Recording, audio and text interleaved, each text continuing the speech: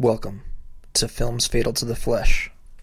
Films Fatal to the Flesh seeks to examine the philosophical and psychological significance of mythology in esoteric film.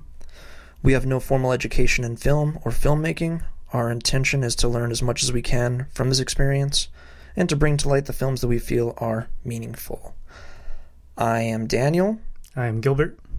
And we are here today to bring you Robert Eggers' 2015 directorial debut, The Witch, which could be my favorite film of all time. What do you say, Gil? It's definitely up there. I would say it's for sure within my top 5. Probably the most significant horror film I've ever watched. Yes. Very, very good. So there are going to be constant spoilers in this. So if you haven't seen the film, definitely pause this, go watch it. Because it just wouldn't be fair to anybody if you listen to this without actually watching the film. Yeah, there's going to be a lot of details. We're absolutely going to rip the film apart. Not in a critical sense, but more in trying to find its meaning. We're going to try to get to the underbelly of it all. The belly of the beast. Yes. So let's talk a little bit about the divine providence that brought us here today. There's a lot of that. Yes. So we were friends probably from about 10 years ago, and since then life has split us up a few times, but a couple of times it brought us together, and it's actually been about a couple years in the making, this whole thing. And let's see, where did we meet, Gil? We met at a call center that we both worked at. But back then it was interesting because we never really talked about film. It was mainly about music. I mean, film every now and then, but I don't really remember us diving deep into films like we have over the last couple months. It seemed to be into music more than anything. Yes, it was mostly about metal and that type of thing, and scary drawings and things like that. Suggesting bands to listen to and talking shit back and forth about. Yeah, and then we didn't see each other for 5, 6 years, 7 years, something like that. It was a long time. We met up at a children's birthday party, I believe. And the moment that we saw each other, we were like, hey, have you seen The Witch? And so we talked about that at length for about 3 hours. Yeah, for real. Yeah, we literally just stood there. I don't think I moved, and I was all uncomfortable, all stiff and shit. But yeah, everybody around us was just like, those dudes have been talking for like 5 hours already. And it was just like about all kinds of shit. It was pretty cool. Yeah, it was cool. But even before that, when I was working at the music and video store, you went in there. We chatted a little bit about films. Probably made some suggestions to you. Yeah. I wouldn't doubt it if we didn't bring up The Witch then. We could have. Pretty sure. Maybe. Let's see, what else? We got together at the birthday party. Then about another year passed, and I saw that you and your unknown anonymous band were playing with the great black metal group Inquisition. So I was like, this would be the perfect excuse to just send a little text to my Gilly over there. Yeah. And so I did, and then it was a welcome surprise.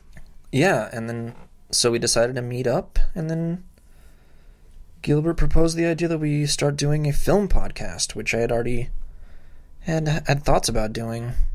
I actually wrote a script for the movie Ravenous, and that never came to be, but good thing that we came together, because we have a lot of good stuff to bring you today. Almost said too gay. That would have been way too gay. So as I had mentioned, this is the directorial debut of Robert Eggers. And Eggers actually originally wanted to do something more unorthodox, like a straight art freak-out film. But he decided he needed to do something more commercially viable for his first feature. Makes sense.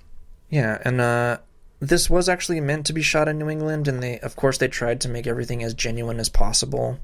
But of course the taxes are terrible here, and they even had to go to an even more socialist country like Canada to fucking film. what he wanted to examine was, not only was he terrified by witches and was very interested in that mythology, but he also wanted to show that in that time there was no distinction between the fairy tale world and the real world. So everyone believed in witches and demons and all kinds of scary creatures of the night. They can come out and get you. It's still that way. Yeah, I mean... Or it should be that way. A little bit. But we can get into that later. A little bit of that. Also, many scenes were inspired by his dreams, which we will note each time that they come up, but particularly when Caleb's trapped by the vines, meeting a witch in the woods, and also approaching a witch from behind, a scary witch. So we'll also note that whenever it comes up in the story, because we're going to go through this whole fucking film. Excuse me. It saw a wide release by the great saviors of film and our favorite production company, A24. Hail.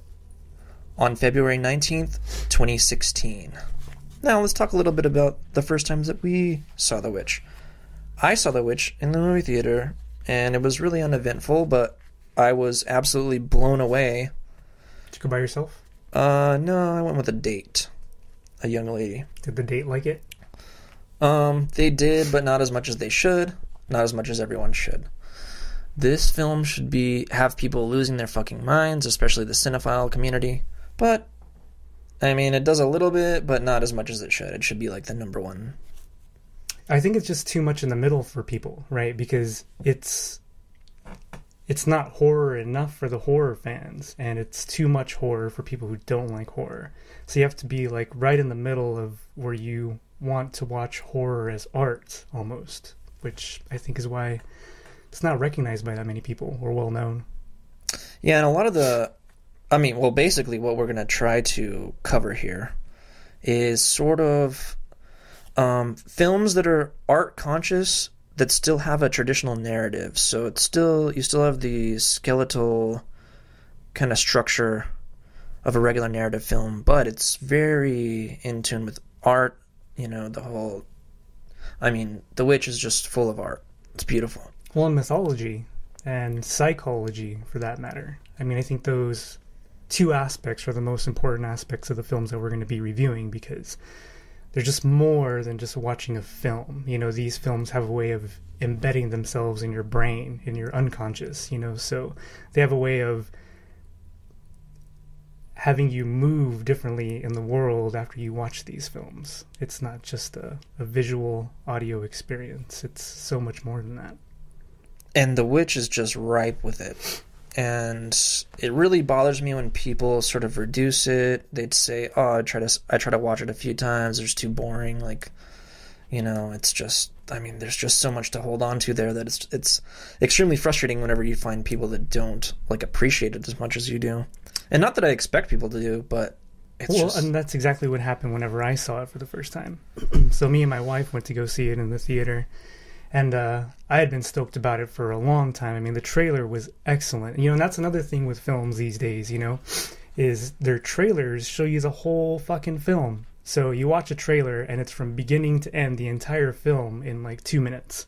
But The Witch didn't do that. It kept things mysterious and there was an enigma around it. So I was totally psyched to go watch it. And we went to watch it and there wasn't that many people in the theater. There was probably 5 groups of people. And as the film progressed and as the mythology got thicker and thicker with things like the hare and the raven and stuff like that, specifically the hare, there was this group of old ladies sitting behind us. And as the film progressed, they just started to hackle at everything in the film. They were obnoxiously laughing. And it wasn't like when you go see a film and there's a funny part and you laugh. It was making it well known that they thought that this film was ridiculous. And it just got to the certain point where I couldn't do it anymore.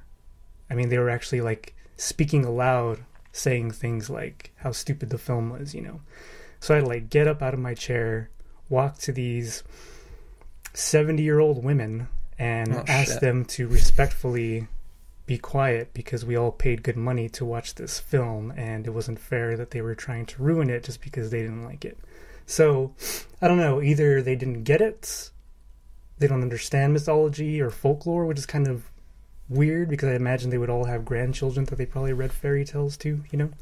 But that, or maybe there was just that underlying uncomfortableness of the film, you know, to psych themselves out of being uncomfortable. They decided to make fun of it. Yeah, it's the same. It's the same thing that people do with. I heard that a lot with It. It's like it was to me. I mean, it was just perfect, and it was like a real. That it was a real milestone of horror film, and people just were just like, oh, it's silly because it had like some sort of humor into it. Like yeah, but it was realistic humor. I mean, I can speak for myself personally. Like, that's how we talked when I was a kid. Yeah. You know, we told mom jokes and we fucked around all the time. Yeah, and then they took that, and there's these super creepy images that It is just like this terrifying monster, and all these people try to dismiss it like, oh, it's just child's play or whatever. Right. And that pissed me off.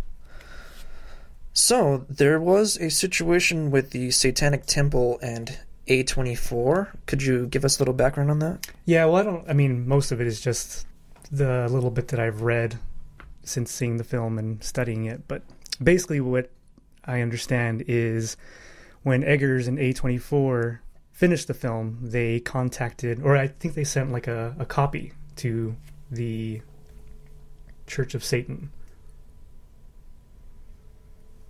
No, the Satanic Temple. Sorry. Is there... Well, okay, that's interesting. Is there a distinction? Yeah, there is. So the Church of Satan was founded, I think, like in the 60s by Anton LaVey.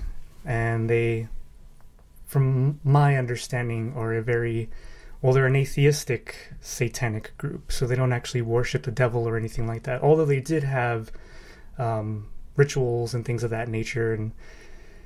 But I think it's very egotistical and very atheistic again, and the Satanic Temple is, I could be wrong, but from my understanding is pretty much the same. I mean, there's no theology in it. They don't believe in Satan as an actual entity. It's more about progressing the human, which isn't too bad, you know, but for me personally, I think if you're going to call yourself a Satanist, then it should be ultimate glory to Satan. Isn't the whole LaVeyan thing just pageantry? Just fun dress up for adults? I think it is. Yeah. I think it's safe to say. I do know some people that would argue that there is actual ritualistic magic within LaVeyan Satanism. And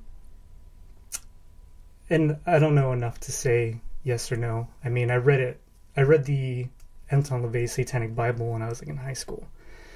But you know, I was too naive and stupid to really understand it. And then later on, when I got into Satanism, I looked a little bit more into it, but not actually reading any books or anything like that. So their actual rituals, who knows? Maybe there is real magic, but overall, the fact that they don't worship Satan to me means nothing. So to call themselves Satanists is silly. Yeah, very silly indeed. I think all that shit's pretty silly. So you're a Gnostic, is that correct? I think Gnosticism would be most in line with how I choose to orient myself in the world. Because the Gnostics they were pre-Christian, right? So they separated from the Jewish temple and created their own sect. And they followed the Messiah. They followed Christ, to where the Jews did not believe that Jesus Christ was the Messiah. So the Gnostics followed Christ, therefore they eventually became Christians. So Christian in today's Orthodox sense, no, I am not. But a Gnostic that believes in the teachings of Christ, I am. Cool. So that's kind of interesting. So you actually started off as a Satanist. I did. And you want to give a little background on how you came into that and how you kind of got out of it? What kind of things changed your ideology? Well, what I would say is I came into Satanism through a series of events that are unexplainable. And certain things led me to that path. But that's about the extent that I'll say in regards to that satanic current. And then I got into... So I got into Graham Hancock, right? And Graham Hancock, if you don't know him, he's phenomenal. You should check him out. But he's heavily into psychedelics. And during one of his lectures, he talked quite a bit about Gnosticism. And I'd always been intrigued by Gnosticism because the satanic current that I was studying under independently, not that I was a part of any kind of group or anything like that, but it's very heavily influenced by Gnosticism. And so I was always interested in Gnosticism. However, whenever I would get any books by Gnostics, the Christian aspect of it would put me off. You know, you'd open the book, and with the Nag Hammadi scriptures, I mean, you open that thing up, and like the very first page is a prayer by the Apostle Paul to Christ. Right. So coming from a satanic viewpoint, you open that up, and right away it's it must be tough. Shocking. You know, it's like, whoa, I'm not ready for all that. But anyways, I heard this lecture by Graham Hancock, and he was talking about Gnosticism. And he's like, I recommend anybody who's into any of this stuff to read the Nag Hammadi Codex because it's amazing. And so, I don't know, to me that was just like a sign. So I was like, all right, I'll give it a shot. So I ordered it, read it, and it blew my fucking mind. And so that, alongside with getting into psychedelics and just opening up the mind, I think is what really straightened things out for me, you know. So things as far as the Satanism viewpoint didn't make sense to me much in how I was living my life. And the Gnosticism was more accurate in how I feel or how I felt that I should be associating myself in the world. So it just grabbed me. But here recently, getting into Carl Jung and Jordan Peterson, I think I understand that there has to be a dark side and a light side. You know, there has to be the above and the below. There has to be the conscious and the unconscious. The light that there is no shadow as well as the shadow. And that has made me come to this understanding that you need both. So you need Christ and you need Satan.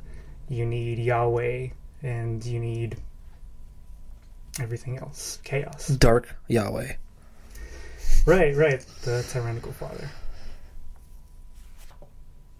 A little bit more background information. The Witch had a budget of $4 million and was a huge success at the box office, grossing $40 million, and that's nothing to scoff at. So I think I don't really see any movies doing those kind of numbers, honestly. It's pretty phenomenal. It is phenomenal. And, it deserves a lot more credence than it's given. It has a Rotten Tomatoes score of 91%. What do you think about that? Should be higher. It should be 100%. Why wouldn't it be 100%? It should be fresh, for sure. Oh, I think it's fresh, but still, it deserves 100. Don't you have to be 98 or above for fresh? No, I think it's like 70 or over, or 80. Well, actually, no fucking way, man. So what it is like it's certain films, because there can be like a film that actually has like 80% or above, but it's not certified fresh. Right. I could be completely wrong. I'm not sure. We'll have to look that up. I'm pretty sure it's like 98 and above. So maybe yes, even 99. Okay. Well, we'll have to look that up and figure it out, what the rules are on that. But the IMDb description is: a family in the 1630s New England is torn apart by the forces of witchcraft, black magic, and possession. Yeah, so the film takes place in 17th century New England. It's centered around William and Catherine, which are the mother and father. Eldest daughter Thomason, eldest son Caleb, twins Mercy and Jonas, and newborn Samuel. The family lives within a Puritan community and has recently settled in New England after sailing across the Atlantic from Western Europe. So the concept of a personal interpretation of Scripture through the Holy Spirit was central to the Puritan beliefs. The Puritans sought individual and social conformity according to the Holy Scripture, with moral purity being of the highest value, believing that man existed for the glory of God. Puritans held to the belief that man's first concern was the fulfillment of God's will, going so far as to regard Jesus Christ as central to all public and personal affairs. Wow. So Ralph Ineson, who plays William, is in the court scene here. He's on trial, or he's holding some sort of court. Yeah. But you have the notes on that, right? Yeah, so as the religious tensions mount, ideological differences cause division between William and the other members within the community. From the opening scene and a small insight into the Puritan beliefs, it appears that the conflict between William and the other members of the community was caused by a dispute over actions, or the lack thereof, which were seen as misrepresentations of a life lived through the Holy Spirit, as outlined within Holy Scripture. And as such, William likely vocalized his contempt for what he likely deemed profane. As these disputes reached the climax, the community saw fit to hold a public hearing wherein William would be given the option of subordination or exile. Exile. Right, so what he was likely doing is going and reaching out to members of the community, and once he saw them doing something that wasn't in line with Scripture, or they weren't living according to the Holy Spirit, he likely called them heretics, or threw some sort of accusations at them. So what probably happened is the other members of the community were probably like, what the fuck, you know? So they all gathered together, decided we want this guy out because he's calling us heretics, or he's calling us on our faith. And he's a bit of a killjoy to the Right. community. They want to dance and they want to drink, swill, booze, and he's not having it. He thinks that's kind of hypocritical. Right. William seems to be the kind of guy where you should be on your knees all day praising Scripture or chopping wood. Sounds like a fun dude. So, William wants the freedom to practice and preach the Gospels to the highest degree without regulation or reprisal, nor is his practice to preach not to be restricted or restrained to the broader community. Thus confirming that he has likely been guilty of accusations of heresy towards other members of the community. Upon being given the option of bending the knee and falling in line, standing by his convictions, William decides that his faith and honor are more important, and thus, when asked if he chooses to be banished from the plantation, William declares, "I'd be glad on it."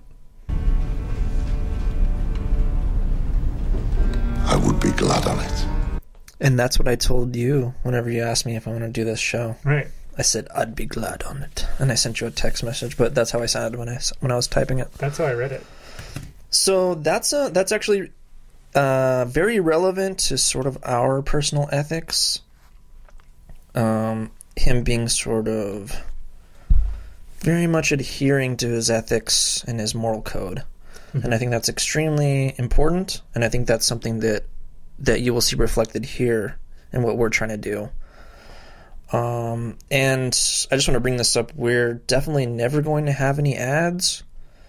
If listeners want to donate, that's great, but we're not here to make money. We just want to do something really meaningful, and this is kind of for us and for you, and we hope to learn from it, and we hope that you learn something for it. Yeah, and to create a discourse, so if anybody ever feels like emailing us or contacting us in some way or fashion to get engaged within the conversation, that's all welcome. And we'll give all that contact information at the very end, so stay tuned for that. So you had something about the Salem witch trials that you wanted to discuss? Well, just a brief outline. So the Salem witch trials were a series of hearings and prosecutions of people accused of witchcraft in colonial Massachusetts between February 1692 and May 1693, resulting in the execution of 20 people, 14 of them women, all but one by hanging. 5 others, including 2 infants, died in prison. Eesh. Yeah, and I mean, we're not exactly... do you have notes or do you have knowledge of when this film was supposedly to take place? I mean, I'm guessing it was before the witch trials. I think you had something written down like 1670 or something like that. It's the IMDb said 1630, and they referred to it as the 17th century, which is important, and we'll get into that later because I think it's very important to the story that this was kind of the precursor to the events of the witch trials. Yeah, and it's very interesting that it takes place during that time. Perfect time for a witch tale. And folklore. Of course, the tagline is a New England folk tale. It's fantastic. And that's too cool to me. And what we see at the end credits, it doesn't actually have just a typical beginning credits. It actually shows the producer, the director, and stuff at the very end. And we see a screen that basically tells us what the movie's about. So it basically says this. This film was inspired by many folk tales, fairy tales, and written accounts of historical witchcraft, including journals, diaries, and court records. Much of the dialogue comes directly from these period sources. And Eggers talks a lot about that, about where he got the characters from, mainly the main character, which is Thomasin, played by Anya Taylor-Joy. Much like Eggers, this is her first film as well, and she's absolutely excellent in it. And the creek scene has to be probably the greatest scene that I've ever seen in my life. You know, I say that about a lot of things, but I think this one really is just... It's incredible. It's incredible. She's incredible. Now that William is so glad with his decision to leave, we see the iconic ride-out scene that you see in the trailer. Right. So as the family is banished from the plantation, they approach the gates to take their leave. As they approach the gates, they pass a small company of Native Americans. So this, as I understand it, is an omen revealing the trials and tribulations that lay ahead. They are now leaving the order of gated security and venturing into the wilderness of a land that they do not know. Just as Abraham was forced to leave his home and made to struggle in the wilderness, so too was William and his family. On the outskirts of a vast forest, William and family kneel in acceptance of their new home. William, kneeling, kisses the earth, and as his family hold hands in prayer, they embark on their journey towards their new home. Now we see the establishment of the homestead, and as they go on about mundane farm work and chores, we hear Thomasin's prayer. I confess I've lived in sin. I've been idle of my work, disobedient to my parents, neglectful of my prayer. I have, in secret, played upon thy Sabbath, and broken every one of thy commandments in thought, followed the desires of mine own will, and not the Holy Spirit. I know I deserve all shame and misery in this life, and everlasting hellfire. But I beg thee, for the sake of thy Son, forgive me. Show me mercy. Show me thy light. Eggers commented that Anya had so much power and had such a defiant character that it was hard to ever picture her as being a Puritan. So he chose her from her audition based upon this, which I believe was the creek scene. Right. It's too bad that there isn't their actual auditions in the bonus features. Oh, I know. I mean, there could be. I just might not have found it, but I didn't see it. So hopefully it's somewhere out there. Then we get to another iconic shot, which is the ominous shot of the forest, and the forest as enemy concept that we see in other films, most notably and most recently The Revenant, which did a lot of overhead shots and kind of just... And actually, what was that short? What was that short called that you recommended to me on Shudder? The one about the monastery and the pregnant women. The Home. The Home. The Home. that actually had the most beautiful. I thought that had the most beautiful shots of the above. Like it was kind of like a drone shot of like the forest, right in the very beginning. They must have spent their entire budget on it because it was spectacular. You didn't even remember it. I don't. It's fucked up. But yeah, no, I think because the monastery was so beautiful and the cinematography was excellent within the monastery, the shadows, and I mean, what were they, demons? Yeah, there were some sort of demons. Right, but all that was so captivating that I totally don't even remember the opening shot. But that's a cool concept, and yeah, the first time I actually recognized that was in The Revenant, and I thought, wow, that's so powerful that they're showing the forest as like its own character, as its own force. Well, the forest is a symbol of the unknown chaos in nature, and as one of the oldest forms of symbolism in mythology and folklore, is of the most revered. The forest is symbolic of the unknown realms of the feminine principle, and as a place of both magic and mortal danger. It's not a place commonly traversed. It is the proving ground of the hero, the center of his journey, and the womb through which he must pass if he is to transcend and be reborn as something resembling the Savior. Interesting. I didn't know any of that. So now we get into the horror aspect of things. Thomason takes Samuel into a meadow, lays him down in a blanket, and begins to play peekaboo with him. It's fascinating that peekaboo is the game chosen as the impetus of the family's demise. So, peekaboo, from a psychological perspective, is thought to demonstrate an infant's inability to understand the permanence of an object, and as such, is an important stage marker for the cognitive development of the motor sensory system of early infant cognition. In infancy, a child is unable to understand the permanence of an object when it is no longer visible. Thus, as Thomason disappears behind the underside of her hands, from Samuel's perspective, she no longer exists. So Samuel, as he does not have the cognitive ability to comprehend the reality around him, for one, does not understand that Thomason is still with him, and second, so long as he cannot see her, his perception is that she is unlikely to return, which is the explanation behind why infants are so startled when one is revealed through the veil of hidden hands, and why they cry when their guardian is no longer visible.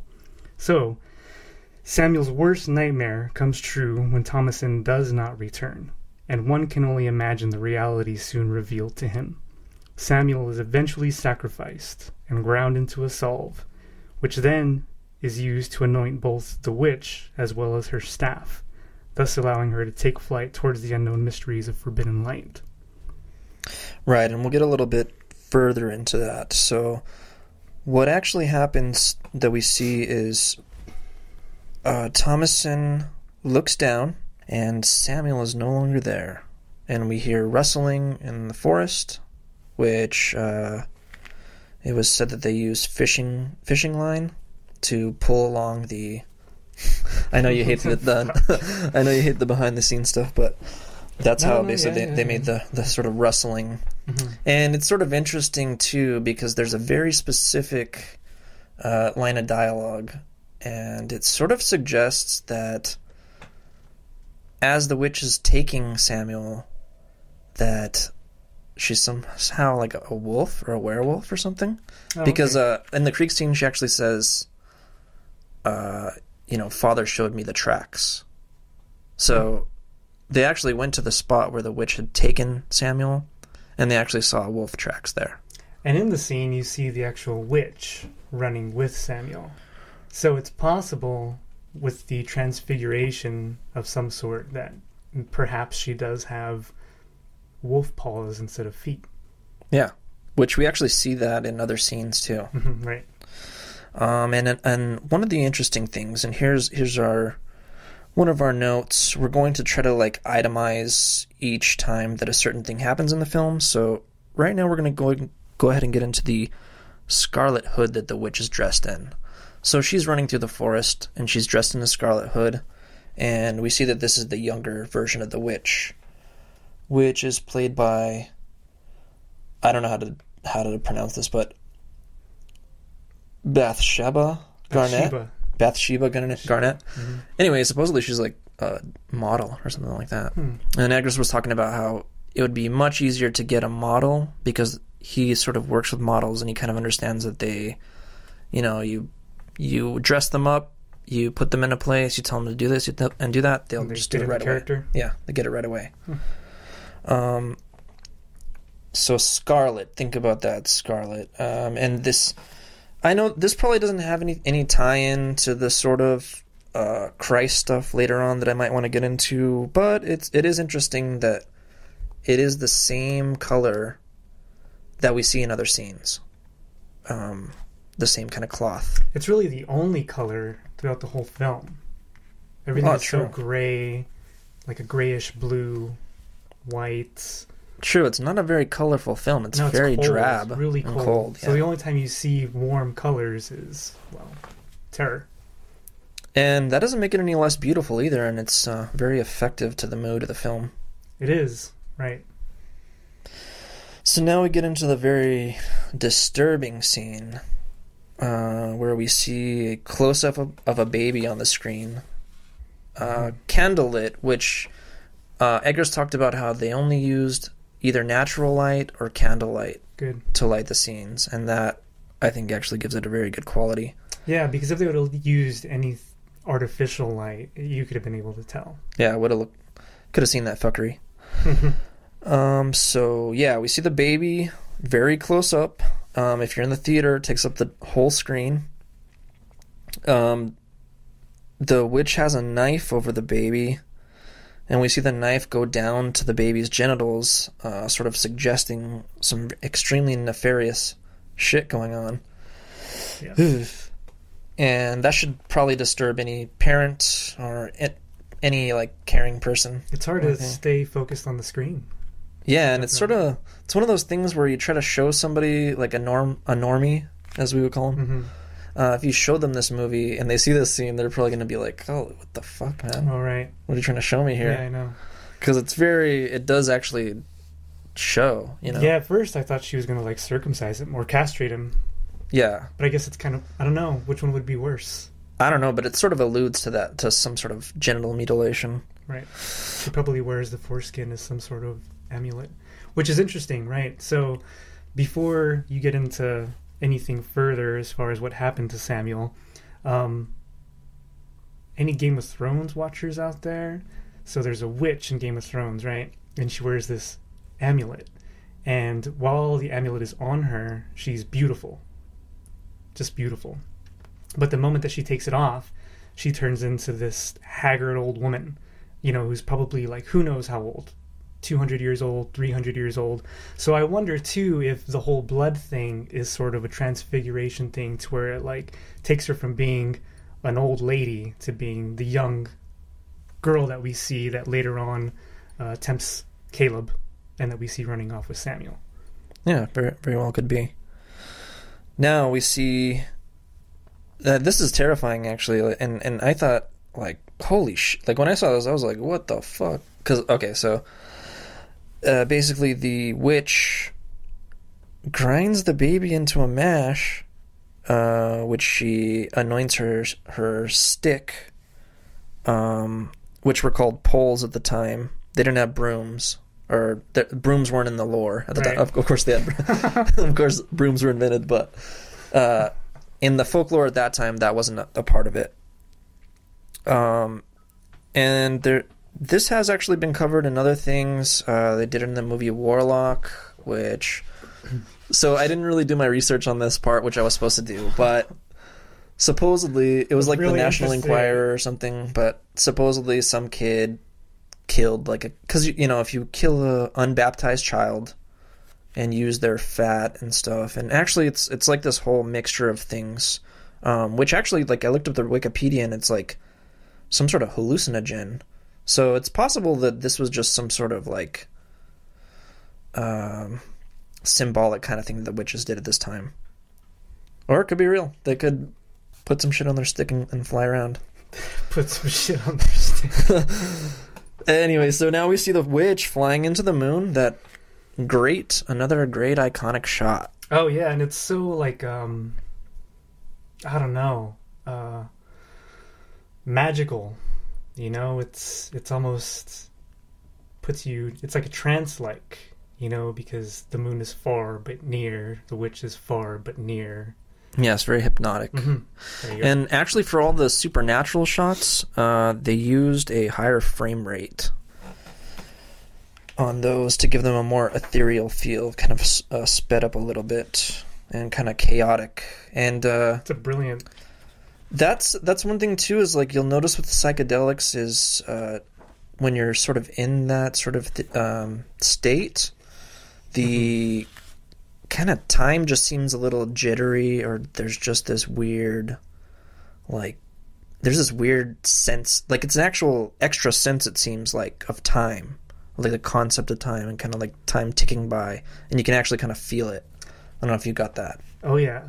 Yeah. Well, it's this weird interplay of time doesn't exist. Like you almost step out of time and can see it, and like you said, you could feel it. You're experiencing it, not like we do, but it's something completely different. Or to like be like you're breathing, and you're breathing. The sound of your breathing is kind of disjointed a little bit, dude, or something.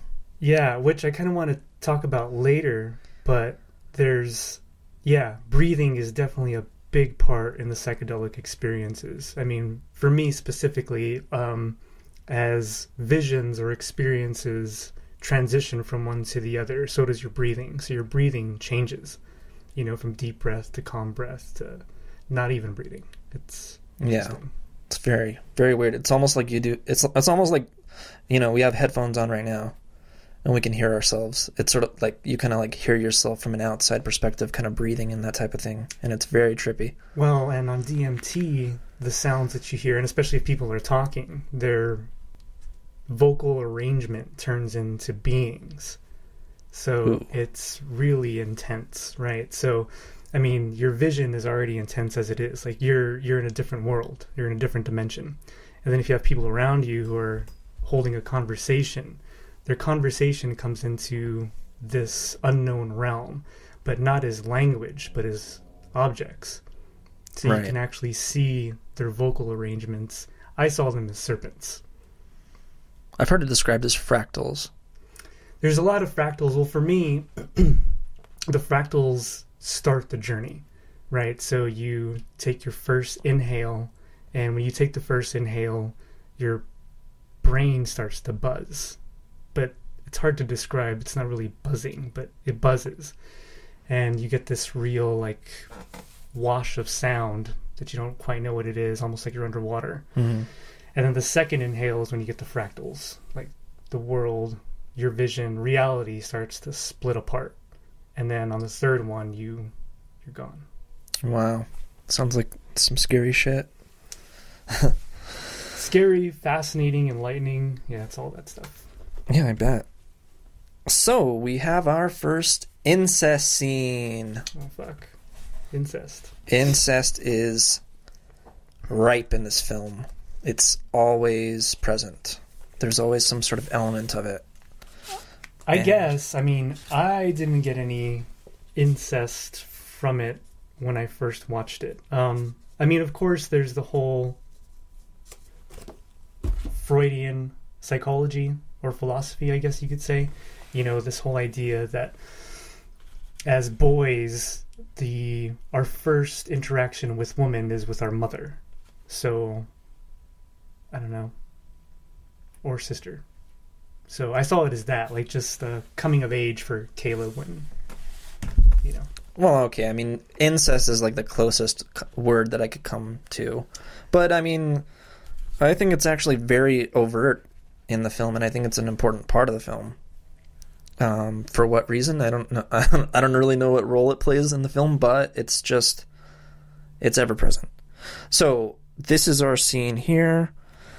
We have Caleb taking the cover off the window to expose the light, and this exposes Thomason asleep on the ground.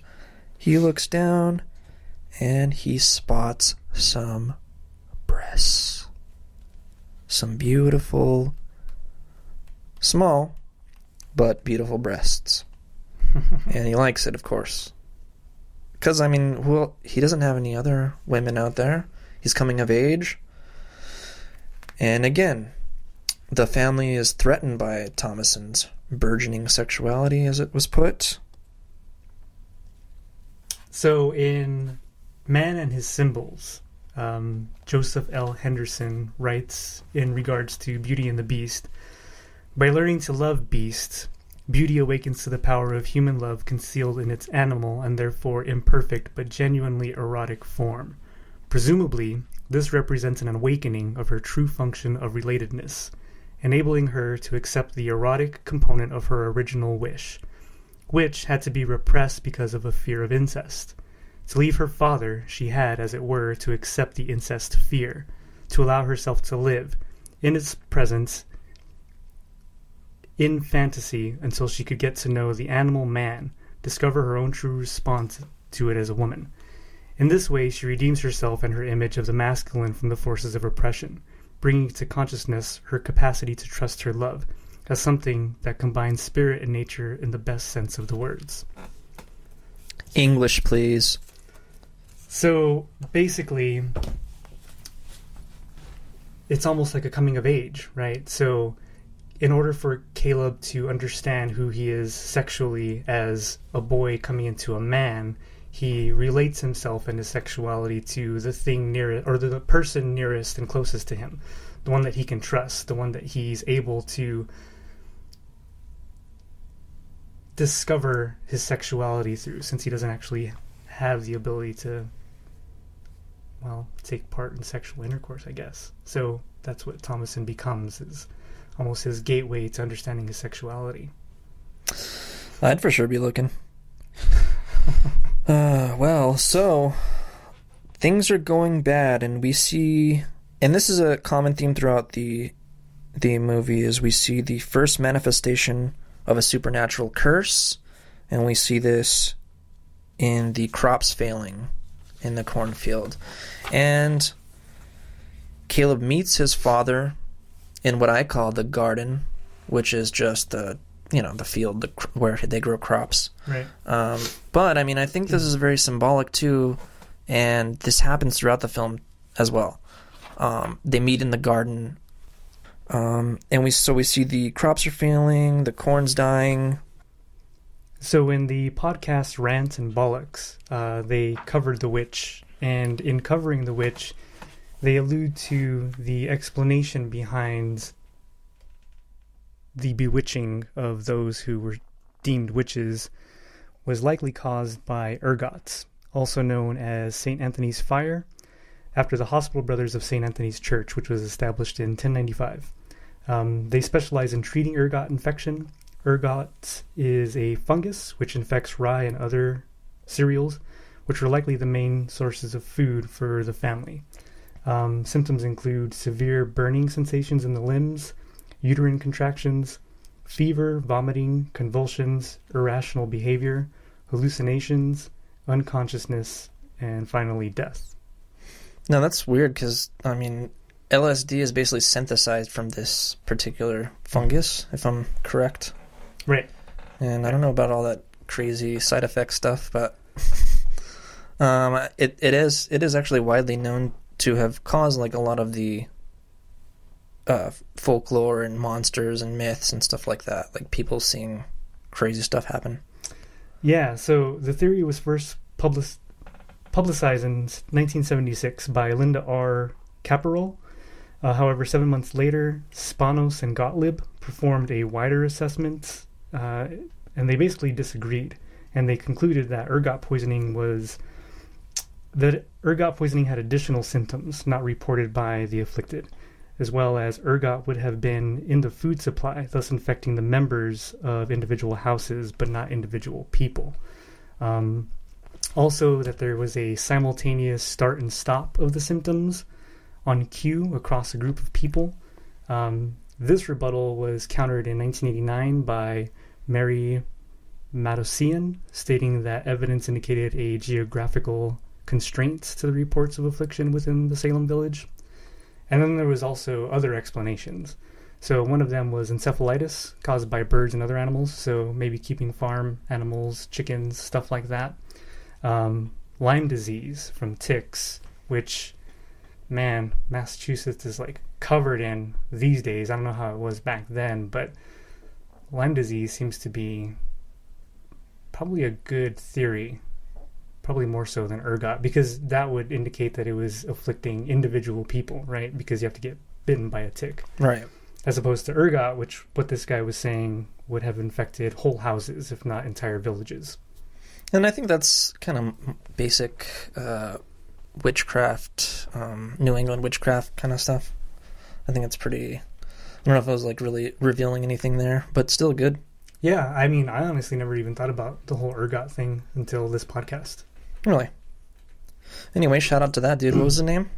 Well, the podcast is Rant and Bollocks. Rant and Bollocks, okay. Well, shout out. So now we meet Kate, who is played by Kate Dickey, or Catherine.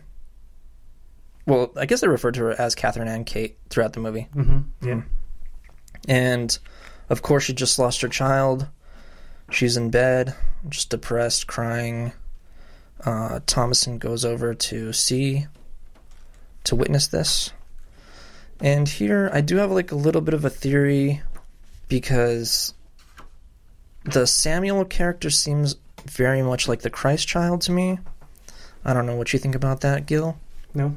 You don't think? Okay. Well, in my theory, I think Kate represents Mary, or the Divine Mother. Well, first, why do you think, or is this something that you're going to want to talk about later? Why you think... No, just the whole weeping, grieving mother. Well, as far as the Christ child. Oh, we'll get into that a little bit later. Okay. Because there's a great scene coming up that kind of sheds a little bit of light on that. And I thought that we had kind of came to an agreement whenever we were watching it, but I guess you don't think that Sam is the Christ child? No. Huh, okay. Cool. Well, now we get into a scene that I was kind of baffled by and I didn't understand, or like what role it played in the film, or how it, carried the story along. But Thomason's carrying water in her head, which I assume would be part of her chores, and she's either bringing water back or going to get water, that type of thing. Right. And she's carrying it on her head, and it's spilling on her. So, yeah, she's been given the task of collecting water. Water being symbolic of the purifying essence when orientated properly with the Divine Mother. So upon returning home, Thomason spills the water. This, I believe, to be symbolic of Thomason not being oriented properly enough to allow for a proper rebirth, so to speak, as is the purifying nature of the Mother's holy water. So the fact that she's carrying the water, she seems to trip over her own steps, or maybe we could say falling into a shallow pit, so to speak, and she spills the water on herself. So, yeah, I just see her spilling the water as symbolic of her not being able to carry the divine essence of the Holy Mother, which is the mother in nature, right? Because the water is symbolic of the purifying force of the mother in nature. Right. Which is why there's, baptism uses water, libations for certain rituals and such. So I just think that's my perspective on it. So it's almost like she's being baptized in her own iniquity. Kind of, but I mean, it's not forcefully, right? So she trips and spills it on herself. So it's like she's not able to carry her weight. I'm just taking a shot at the dark out there. Okay, so now we see Caleb and William in the forest. Caleb is played by Harvey Scrimshaw. He's an excellent child actor. Actually, all the child actors on this film are. Yeah. Him in particular, he has very emotive facial expressions and that type of thing. Very forlorn eyes. And William is testing Caleb's knowledge of original sin. Right. And he's having him recite back sort of lines relating to this. I'm not sure if they're actual biblical lines or if it's just he's sort of paraphrasing his knowledge. Paraphrasing. I don't recognize anything that he was saying being taken specifically from Scripture. I think it's just interpretations. Yeah, and if you're not familiar, original sin is the idea that Adam and Eve eating the fruit actually caused them to become aware of themselves, right? Which there's a deep allegory there. And so every human being born after that has original sin, which they have to atone for. Right. So St. Augustine wrote that the fall of Rome influenced his doctrine of original sin, which would become central to the way Western people would view the world. Augustine believed that God had condemned humanity to an eternal damnation simply because of Adam's one sin. The inherited guilt was passed on to all his descendants through the sexual act, which was polluted by what Augustine called concupiscence, which is the irrational desire to take pleasure in mere creatures instead of God. It was felt most acutely during the sexual act when our rationality is entirely swamped by passions and emotions, when God is utterly forgotten and creatures revel shamelessly in one another. But I don't know, personally I don't believe that the original sin was sexual in nature at all. I think what it has a lot to do with was the fact that in eating the fruit, they gained knowledge, which is an allegory to gaining consciousness. So in gaining consciousness, they were aware of their mortality, and they were aware of time.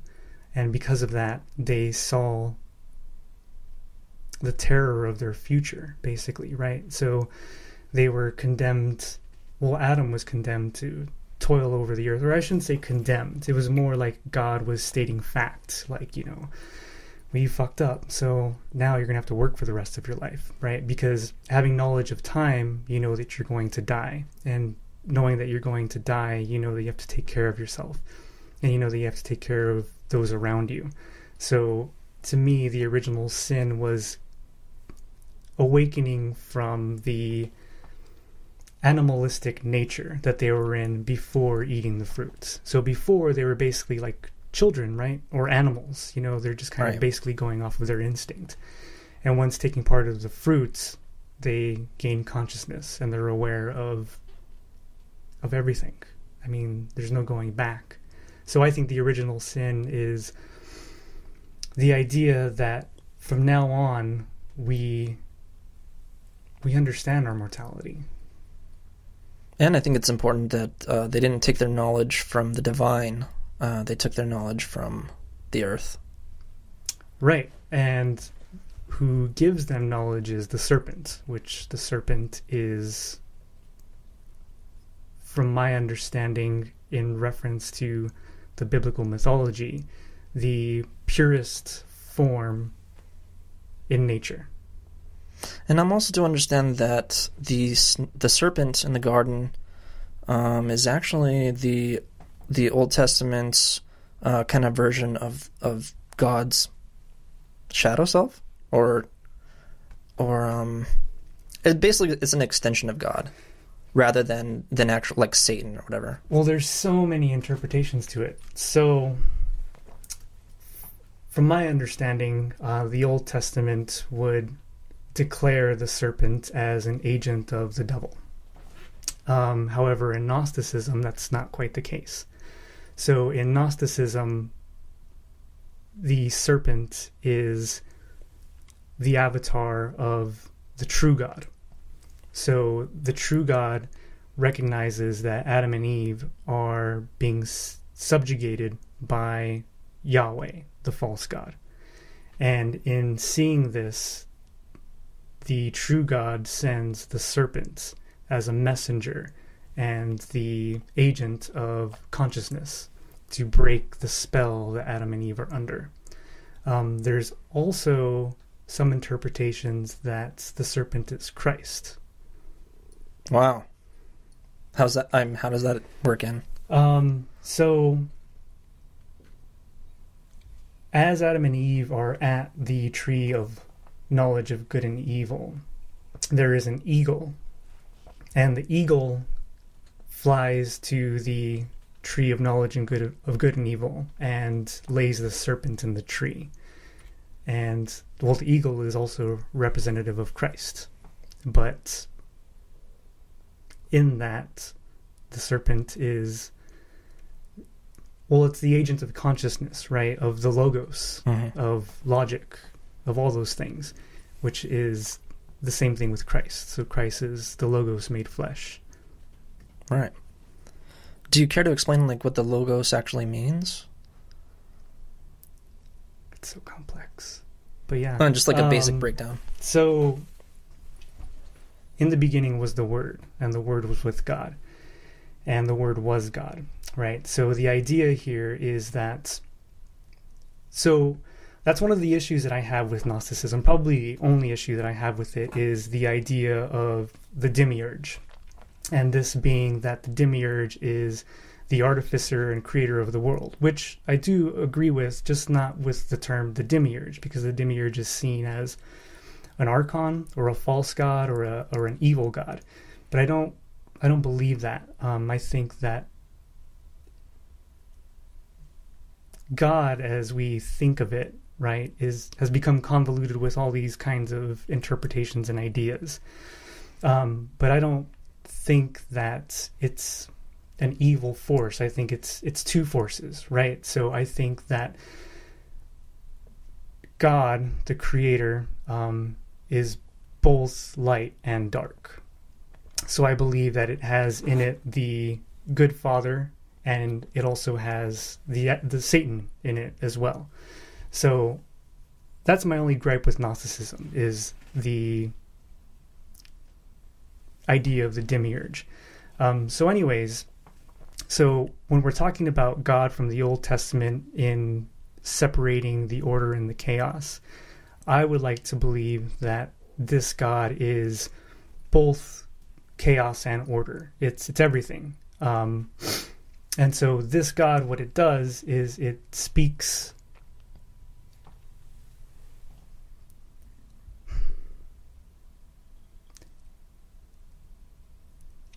You're fine. So,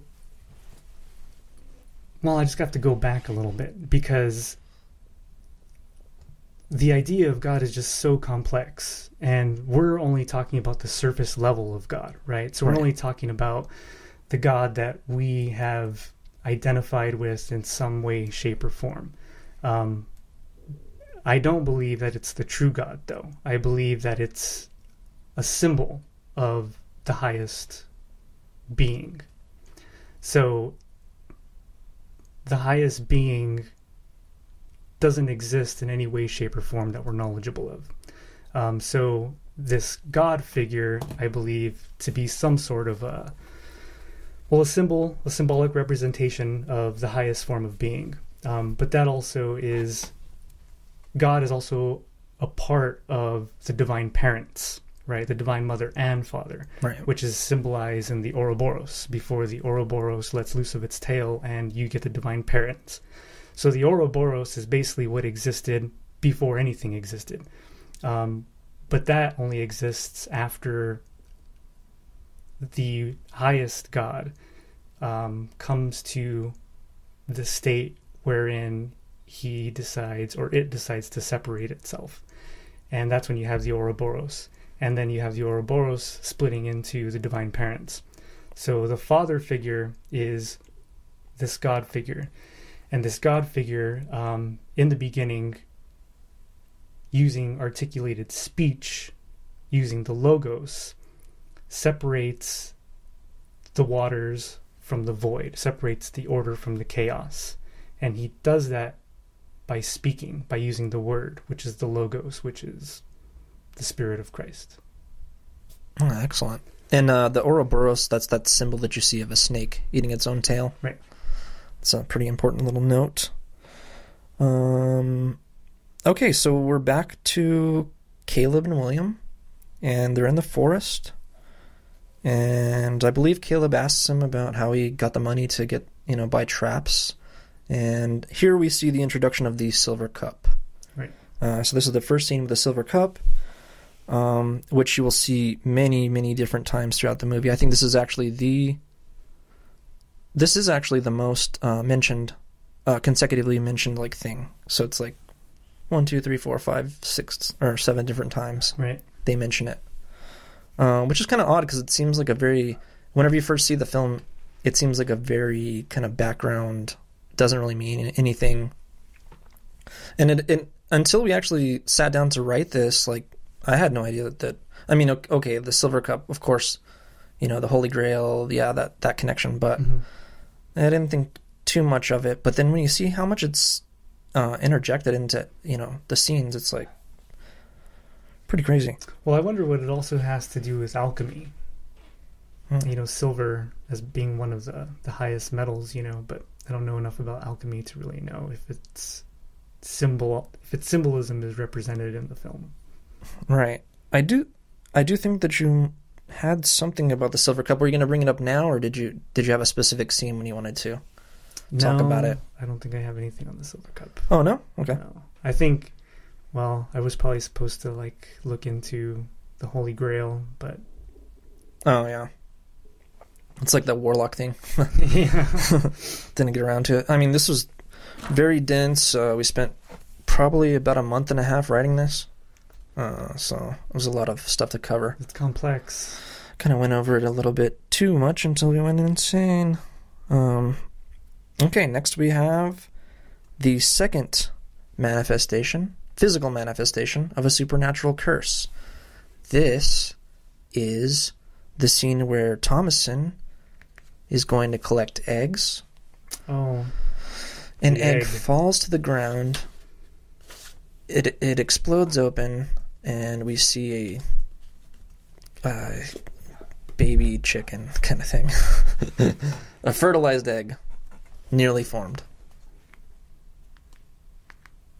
This is another very complex symbol. Because it kind of goes into what I was speaking before about this God which we do not speak, right? So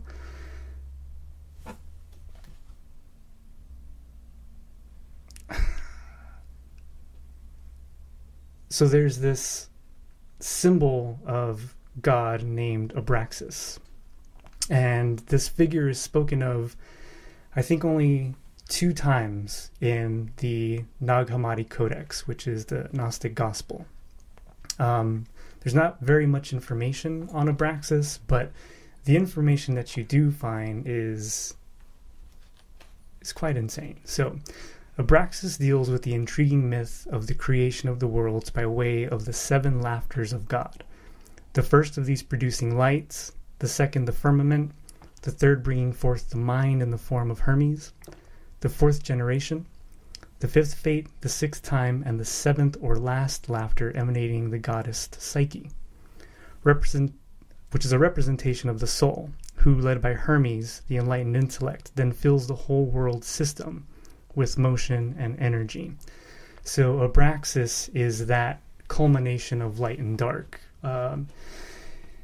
evil, good, hate, love. Everything is in Abraxas.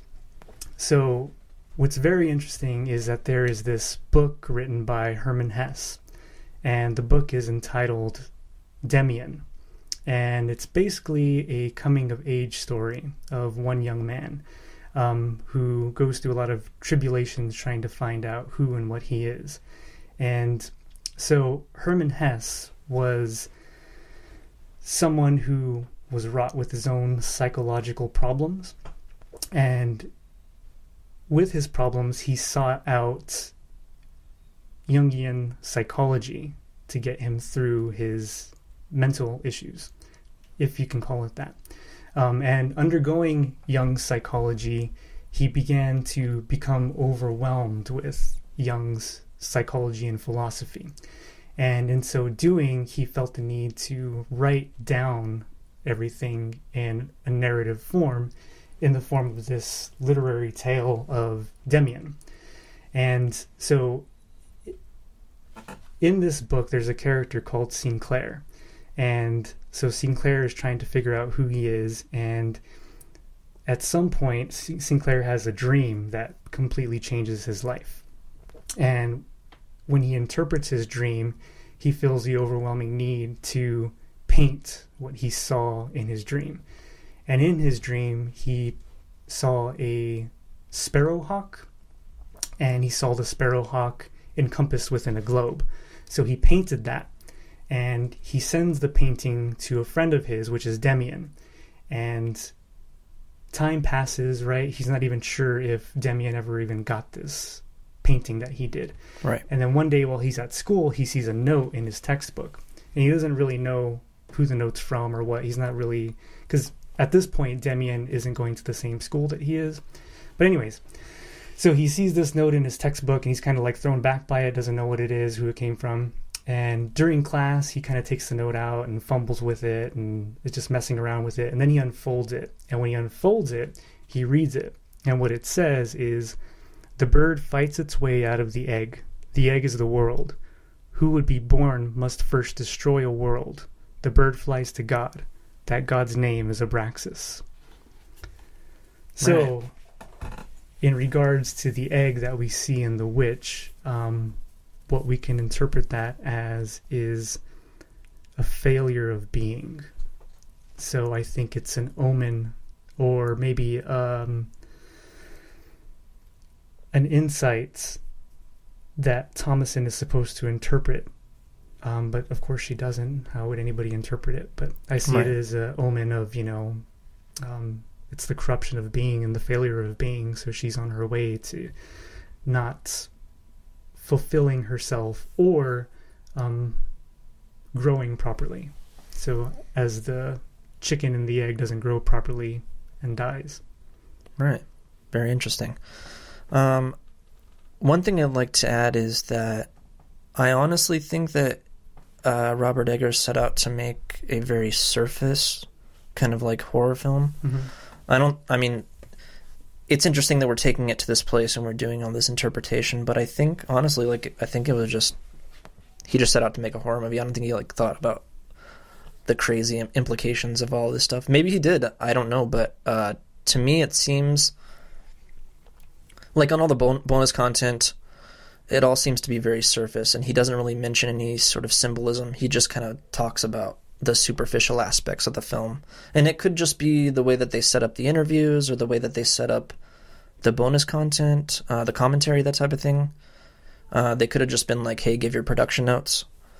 But as far as I know, he never mentions anything about any sort of symbolism, which, there are parts that are completely undeniable. Right. But, it's interesting that we're actually going to this place, and that's kind of the point of this show, is just to, explore those kind of, mythological implications, if there are some. Yeah, well, and I think you touched on something interesting here, because whether he did intend on it or didn't, I think either way he did. Because when you get into Carl Jung and his idea of the unconscious, right, which is kind of what the narrative is, what story is, the way it is explained is that our consciousness reaches far back to the first ape that gained consciousness. So our unconscious is the history of all consciousness since humanity has reached consciousness, since the mythology of Adam and Eve taking the forbidden fruit, which is also why the biblical narrative kind of speaks to us unconsciously, or why we're able to find so much in it and why it's so lasting, because I think it's part of the unconscious. So I think even if Eggers didn't intend on all of these mythological concepts or all these allegories, I think his unconscious kind of took form within his art, and it's up to those with the eyes to see and the ears to hear to find the unspoken words of the collective unconscious. Or all these allegories, I think his unconscious kind of took form within his art, and it's up to those with the eyes to see and the ears to hear to find the unspoken words of the collective unconscious. So this concludes our first part of the Witch series, and I hope you had a great time. We had a really good time making it. So yeah, it turned out to be a little bit too much to do in one go, so we're splitting it up into parts. An unknown amount of parts. An unknown amount at this point. If you've made it this far, we know you're one of the good ones. Thank you so much for listening. We put a lot of time and money and brain power into making this a great experience for you, and we hope that you really love it. And we would very much appreciate it if you would subscribe, rate, and review on iTunes, follow and like us on Facebook, Instagram, and Twitter. I would be glad on it. Oh, wow, William. Thank you so much. I really appreciate that. Also, our email is filmsfataltotheflesh@gmail.com. This is also our PayPal link. And we're doing this all on our own dime, with our own effort, while maintaining our own jobs and lives. So if you want to, you can drop us a little bit of coin. We'll never have an ad. We're not some of these out of it podcasters that can't seem to put together a meal, so they have to sell fucking Blue Apron.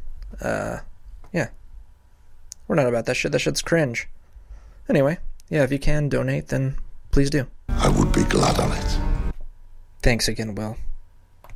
And we will be back in about 2 weeks for the next part, Chaos into Order.